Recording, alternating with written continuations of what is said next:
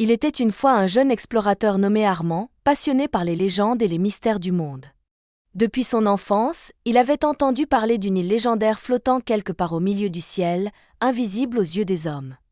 On racontait que seuls les rêveurs assez courageux pour défier le ciel pouvaient l'apercevoir lors d'une pluie d'étoiles filantes. Armand avait grandi dans un village de montagne, où les anciens murmuraient parfois le nom de cette île magique, l'île d'Astrlia. Son père, autrefois un grand navigateur céleste, lui avait laissé des cartes manuscrites, pleines de gribouillis et de notes obscures, indiquant des points lumineux dans le ciel nocturne. Un soir, alors que la voûte étoilée brillait de mille feux, Armand sentit une impulsion irrésistible. Il savait que cette nuit était spéciale. Une pluie d'étoiles filantes était annoncée, la plus intense depuis des décennies.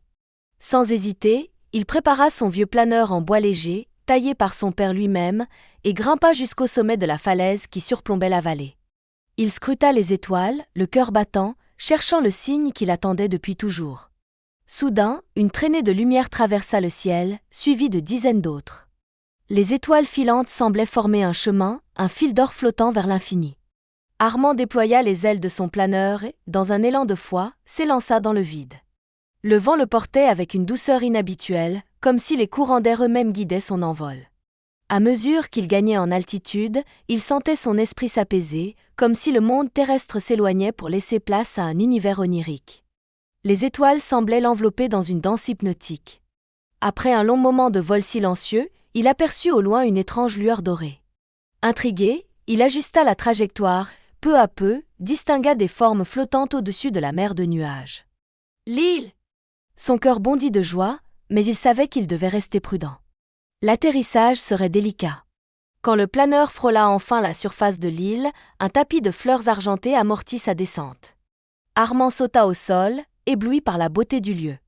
Des arbres aux feuilles lumineuses s'élevaient autour de lui, et des cascades cristallines jaillissaient des falaises en chantant doucement. Le silence apaisant de l'île lui donnait l'impression d'être dans un rêve éveillé. Alors qu'il avançait prudemment, il remarqua des traces de pas menant vers un sentier encadré de pierres lisses. Curieux, il suivit ce chemin, espérant rencontrer les légendaires habitants de l'île. Mais à sa grande surprise, il tomba sur un immense cadran solaire gravé dans la roche, dont les aiguilles semblaient tourner en dépit de l'absence de soleil direct. « Que cherches-tu, voyageur » lança une voix grave et apaisante derrière lui. Armand se retourna brusquement et découvrit un vieil homme vêtu d'un manteau de plumes blanches, le regard profond et bienveillant. « Je cherche la vérité sur cette île, » répondit Armand, un peu hésitant. « Est-ce vraiment l'île d'Astrlia ? Celle dont parlent les légendes ?»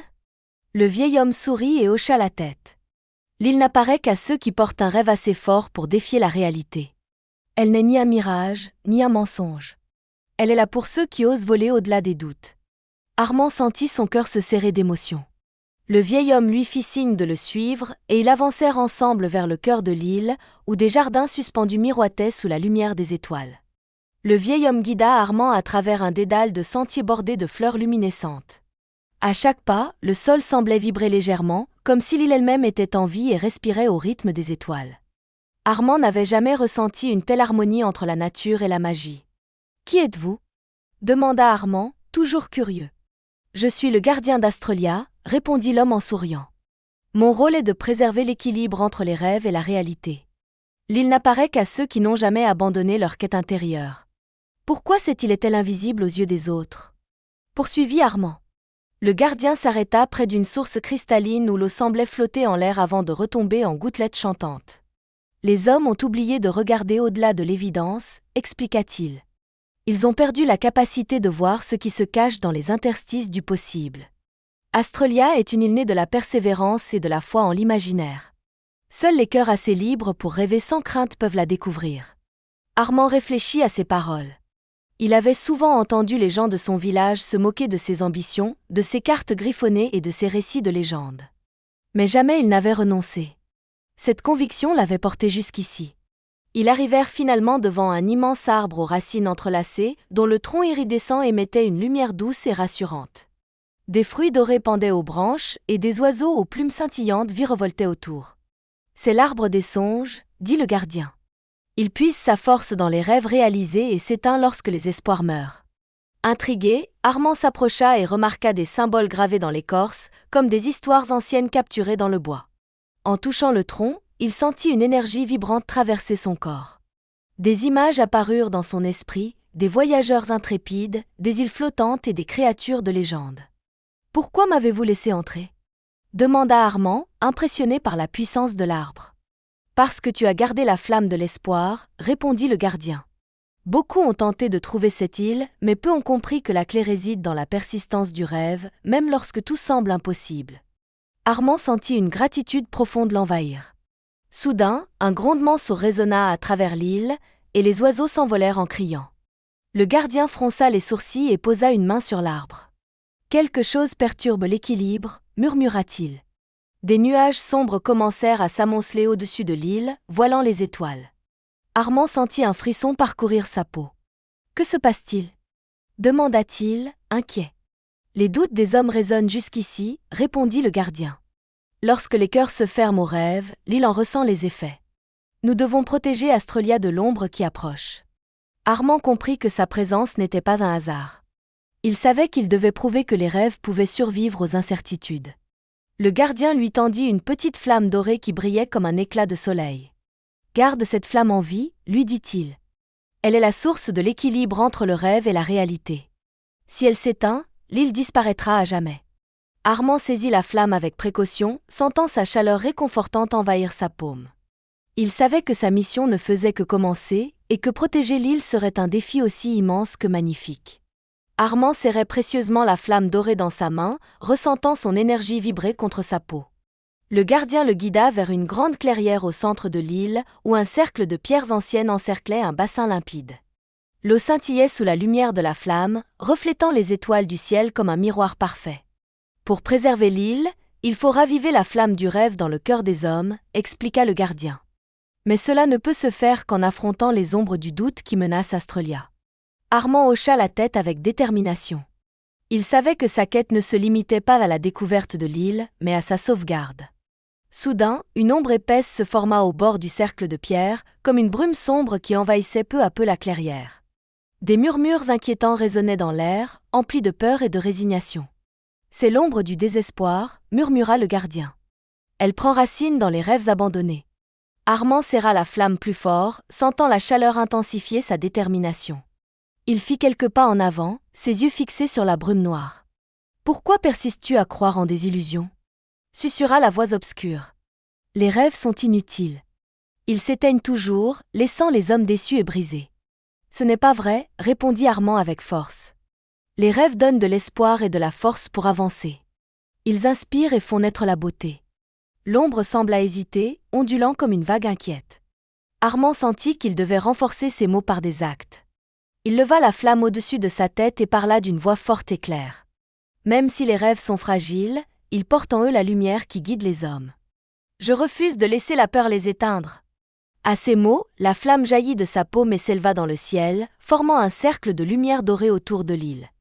Les murmures cessèrent, et la brume se dissipa lentement, repoussée par l'éclat resplendissant.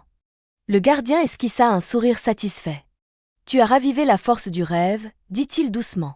« Mais la menace persiste tant que les hommes continuent de douter. » Alors qu'Armand reprenait son souffle, il remarqua que le ciel semblait plus pur, et les étoiles brillaient avec plus d'intensité.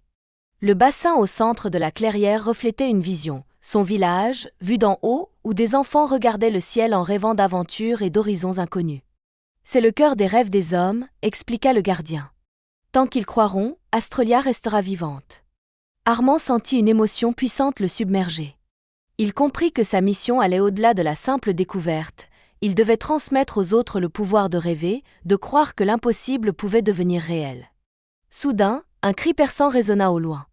Une créature noire, semblable à une immense ombre ailée, s'éleva du bord de l'île et fonça droit sur eux.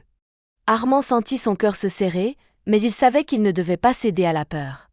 Le gardien leva la main, et des racines dorées jaillirent du sol pour former un bouclier de lumière autour de la clairière. « La peur est la dernière épreuve », murmura-t-il. « Seuls ceux qui osent affronter leurs craintes peuvent préserver l'équilibre. » Armand prit une profonde inspiration et tendit la flamme vers la créature qui s'abattait sur eux. Lorsqu'elle entra en contact avec la lumière, elle se dissipa dans un cri déchirant, laissant derrière elle une pluie d'étincelles qui se fondirent dans le sol. Le calme revint, et Armand sentit son esprit apaisé. Il comprit qu'il avait non seulement protégé l'île, mais aussi prouvé que le courage pouvait triompher de l'obscurité. Le gardien posa une main sur son épaule. « Tu as surmonté l'épreuve ultime », dit-il avec un sourire chaleureux. Astrlia est en sécurité, pour l'instant. Armand savait que la tâche n'était jamais totalement achevée. Il devrait retourner parmi les siens et leur rappeler que les rêves étaient précieux, qu'ils méritaient d'être protégés et cultivés. La lumière de la flamme s'intensifia une dernière fois, puis se fondit dans son cœur. Le lendemain matin, alors que le soleil levant projetait des lueurs dorées sur l'île, Armand sentit un étrange sentiment de sérénité l'envahir. La veille, il avait affronté ses peurs et protégé l'île, mais il savait que son voyage n'était pas terminé. Le gardien d'Astrlia vint le retrouver près de l'arbre des songes, où les fruits d'or brillaient plus intensément que jamais. « Tu as fait preuve d'un grand courage », dit le gardien en souriant. « Mais maintenant, il est temps de retourner parmi les tiens. » Armand hocha la tête, conscient de sa responsabilité. Il devait transmettre ce qu'il avait appris, inspirer les autres à garder leurs rêves vivants. Avant de partir, le gardien lui tendit une petite sphère lumineuse. « Ceci est l'essence d'Astrlia », expliqua-t-il. « Garde-la précieusement. Elle te rappellera toujours que les rêves sont la clé de l'impossible. » Armand serra la sphère contre son cœur, ressentant une chaleur douce et apaisante. Il se dirigea vers son planeur, prêt à quitter l'île. Tandis qu'il s'installait aux commandes, le gardien leva la main en guise d'adieu. « N'oublie jamais ce que tu as vécu ici, lança-t-il. Et rappelle aux hommes que l'espoir et le rêve sont les forces les plus puissantes de l'univers. » Avec un dernier sourire, Armand déploya les ailes de son planeur et prit son envol. L'île rétrécit peu à peu derrière lui, se fondant dans les nuages comme un mirage. Mais Armand savait qu'elle resterait toujours là, invisible mais présente, tant que les hommes continueraient de rêver. En regagnant la terre ferme, il sentit un nouveau souffle d'énergie l'envahir. Son esprit était rempli de visions, d'histoires et de légendes qu'il voulait partager. Arrivé au village, il fut accueilli par les habitants, intrigués par son retour soudain. Armand monta sur la grande place, sans attendre, commença à raconter son voyage. Les villageois l'écoutaient avec fascination, et même les plus sceptiques semblaient troublés par sa passion et sa conviction. Armand leur parla de l'île d'Astrlia, du gardien, de la flamme du rêve et des épreuves qu'il avait surmontées. Il leur rappela que les rêves n'étaient pas de simples illusions, mais des guides, des phares dans les ténèbres de la vie quotidienne. Peu à peu, l'esprit du village changea. Les enfants recommencèrent à imaginer des aventures extraordinaires, les adultes retrouvèrent le goût des projets oubliés, et même les plus anciens évoquèrent leurs souvenirs d'enfance avec une nouvelle étincelle dans les yeux. Armand savait que la flamme qu'il avait ravivée sur l'île continuait de briller ici, dans les cœurs de ceux qui redécouvraient l'importance de croire en leurs rêves. Un soir, alors qu'il observait le ciel étoilé, il vit une lumière fugace traverser la voûte céleste, une étoile filante, symbole d'espoir et de promesse. Il sourit, sachant que tant que lui et les autres rêveurs garderaient foi en l'invisible, Astrlia resterait en sécurité. Désormais, il se fit un devoir de transmettre son histoire de génération en génération pour que personne n'oublie jamais que le monde des rêves était aussi réel que celui des hommes. Les années passèrent, et Armand devint un vieux conteur respecté. Les enfants se rassemblaient autour de lui pour écouter ses récits magiques, et les légendes d'Astrlia se répandirent dans les villages voisins. Même lorsque ses forces diminuèrent, il garda la petite sphère lumineuse près de lui, rappelant à tous que le cœur d'un rêveur ne s'éteint jamais. Un soir, alors que ses yeux fatigués contemplaient la voûte étoilée pour la dernière fois, Armand crut distinguer la silhouette de l'île, flottant paisiblement au milieu du ciel. Un sentiment de paix l'enveloppa, et il comprit que son voyage n'avait jamais vraiment pris fin. Car tant que l'on rêve, l'aventure continue.